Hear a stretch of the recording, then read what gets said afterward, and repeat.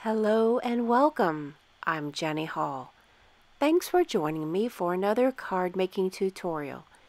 Today I'm creating a sweet and simple card with the Sugarplum Dreams stamp set. The image of the ballerina or the Sugarplum fairy is really cute and can lend itself to many different of my designs. To accent my stamping in a simple way, I am using Swirly Snowflakes die. There's one long die that has dots on it. I've featured this in a couple of different ways, and I'll be using it in another video this week as well. Placing the die, or the bar, very close to the side of the paper, but not too far, on either side, as you can see, creates a nice bit of interest. It's a little something different, and you can add some hand sewing in there as well. I have done a little bit of stamp surgery on this really long worded sentiment to get it to fit onto my card front. I'm stamping onto thick Whisper White cardstock with Sahara Sand dye ink. This is a regular stamp pad from Stampin' Up and works very well with the alcohol markers. I'm using a few different simple color combinations for this project. Pink Pirouette Light and Dark, the Color Lifter, Bronze and Ivory, and also the light crumb cake. No crazy fancy coloring are needed for this type of simple design. Instead, I'm just using the colors to enhance the stamped line art and place color into the shaded areas. Even her hair is a muted color, nothing too bright or fancy, and no glitter in the coloring at all.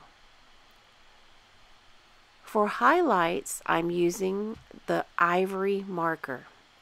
The color combination that I'm using for the project today is Sahara Sand cardstock, Pink Pirouette cardstock, and Whisper White cardstock. To complement the cardstock colors, I'm also stamping my sentiment and the ballerina in Sahara Sand. I'll use Pink Pirouette ink pad to do a little bit of the small stamp, kind of in a little bit of a light, how's the best way to put this? I guess it would be light reflections or stage light reflections, but some little twinkle marks that are spaced around and in a little bit of a diagonal look. You can see them here. I'm not sure exactly what to call them. I just know that I do like to have them on the project.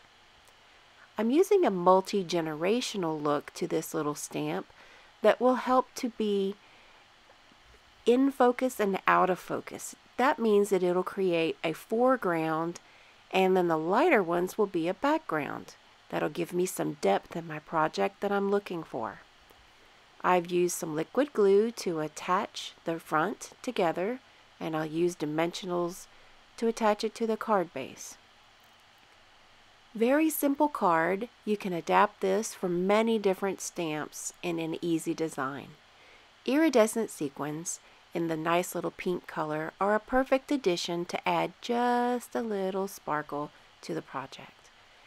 Thank you so much for joining me for this card making tutorial. Thank you also for choosing me as your online Stampin' Up! Demonstrator. I invite you to my website at jennystampsup.com, and while there, click Shop Now to go directly to my Stampin' Up! Shop. I appreciate your support. Thanks so much for joining me today. I'll see you in the next video. Thanks for watching the video. See you next time.